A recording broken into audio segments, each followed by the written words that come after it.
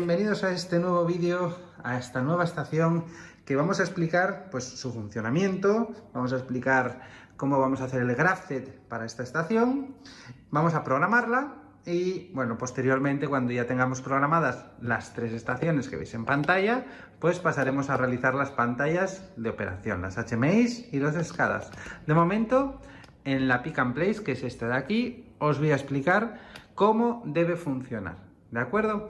Igual que hicimos con la estación almacén que ya hemos programado y hemos visto cómo funcionaba. Era sencilla. Esta estación, la Pick and Place, va a ser un poco más compleja que la anterior, puesto que vamos a tener más movimientos, ¿vale? Vamos a tener que tener más cosas en consideración.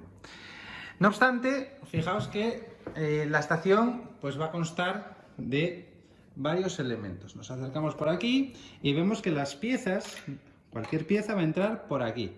Va a venir de la estación de almacén y cuando llegue aquí va a haber un detector de reflexión directa que es el que detecta la pieza. Voy a quitar el aire para poder mover todo bien. El sistema, antes de que entre la pieza, debería estar tal como lo veis ahí. Es decir, toda la cinta libre de piezas. En los cilindros, tanto el que vamos a llamar el A lo que va a hacer es este movimiento de traslación en horizontal y el B va a hacer el movimiento de abajo y arriba, ¿de acuerdo? Esos van a ser nuestros dos cilindros. Bueno, pues decía, la pieza va a entrar por esta parte, va a ser detectada por mi detector D1 y entonces como puede haber más de una pieza en el proceso, lo que vamos a hacer con el D1, siempre estemos en el momento del proceso que estemos, es contar las piezas que hay en el proceso. De tal manera que cuando entre una pieza vamos a contar más uno a un contador y cuando salga una pieza por la barrera de salida vamos a decontar uno en el contador. De esa manera sabremos el número de piezas que tenemos en el proceso y sabremos, bueno, pues manejar las situaciones, tendremos mejor controlado el proceso, ¿de acuerdo? Bueno, pues ahí tenemos nuestro primer detector. Con ese detector debería, pues ya haberse iniciado la cinta, contamos una pieza más y entonces el stopper, cuando detecte esta pieza, debe ponerse en posición de recepción, siempre y cuando el contador le toque a esta pieza, pues llegar a ponerse aquí, ¿de acuerdo? Claro, si le ponemos la condición de que cuando detecte el stopper, la cinta se pare, pues me puede quedar esta pieza separada del stopper y desalineada con la ventosa. Por eso, lo que vamos a hacer cuando lleguemos a este punto, a ver, ahí, mucho mejor.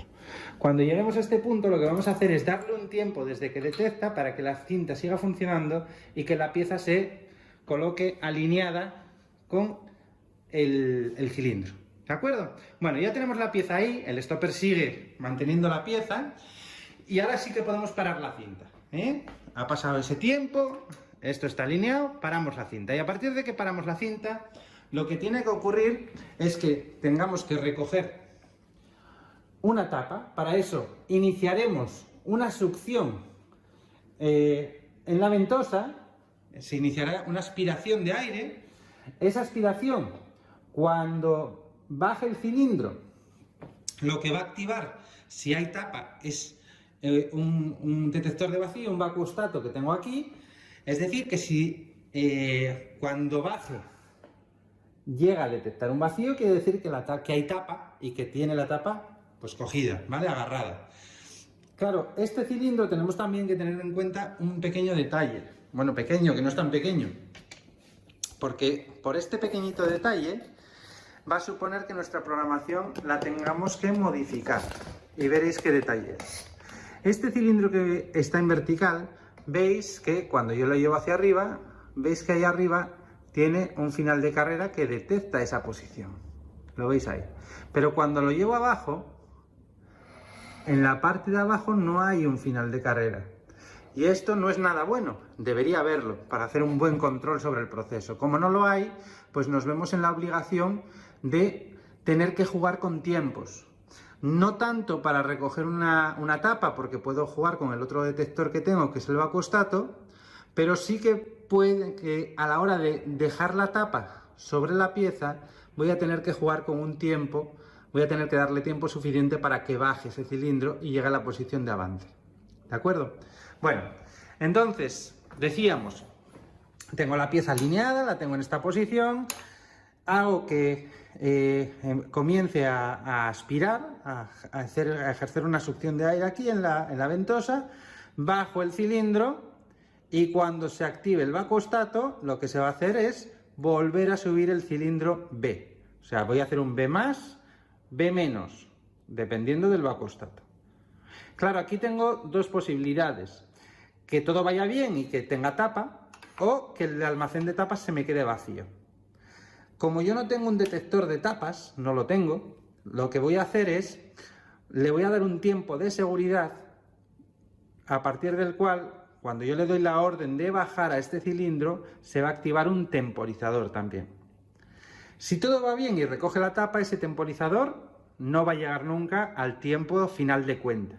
Ahora, si esto está vacío, como el vacuostato no se va a activar porque no hay pieza que coger, lo que haremos será que se cumpla el tiempo de cuenta y entonces es como si pulsáramos el stop, que para nosotros será una parada de emergencia. Es igual que si pulsamos el stop en el panel. Exactamente lo mismo. Es lo que llamamos una anomalía. Cuando se produce esa anomalía, paramos. Bien, pongamos que todo va bien. Cogemos la tapa, la subiríamos, imaginaros que llevo la tapa agarrada con la ventosa, la subiríamos, es decir, B menos. Un detalle, el movimiento B más se realiza si alimentamos la electroválvula correspondiente, pero es una válvula que es monoestable, lo que significa que para que el cilindro B vuelva, lo único que tengo que hacer es dejar de alimentar la electroválvula correspondiente. ¿De acuerdo? También nos va a afectar a la programación. Por lo tanto, activo para B más y desactivo para B menos, en este caso. Bien. El cilindro A, sin embargo, pues va a ser un cilindro movido por una válvula biestable y además sí va a contar, fijaos que ahora va a contar con los dos finales de carrera. Ahora tengo el final de carrera, el A0, el de retroceso, y cuando avance se activará, fijaos, el final de carrera de avance, ¿vale? Entonces, ahora mismo tengo la tapa, decía, aquí, en esta posición. Lo que haremos será un A más. Acordaros que la pieza la tengo aquí alineada, ¿eh? A más, B más. Cuando haga ese movimiento B más, le voy a dar un tiempo y cuando se cumpla ese tiempo, lo que vamos a hacer es retirar la aspiración. ¿Hasta cuándo? Hasta que el vacuostato deje de detectar el nivel de vacío para el que está regulado. Cuando deje de detectar el vacío, lo que vamos a hacer es retornar B a su posición. Se supone que la tapa ya estará puesta, ¿de acuerdo? Retorna B a su posición. Ahí lo que puedo hacer son varias cosas simultáneas cuando esté en esta parte del grafted. Podré, por una parte, quitar el stopper, arrancar la cinta y mandar el cilindro A hacia atrás, todo simultáneamente. Bien, y entonces, cuando venga por aquí, cuando pase eso, yo tengo que tener en cuenta que el contador esté a 1 o que esté a más de 1, que haya otra pieza entrado en ese medio tiempo. Daros cuenta que si no ha entrado aquí, todavía puede no haber entrado otra pieza, puede estar aquí, ¿de acuerdo? Pero en el momento que se empieza a mover esta primera pieza, la siguiente empezaría a avanzar. Con lo cual, el contador, cuando esta pieza llegara al final, sería de 2, ¿de acuerdo? Luego, cuando el contador es distinto de 0, cuando tengo alguna pieza más aquí, pues lo que tengo que hacer es que este detector sea el que mande, ¿vale? Sea el que mande.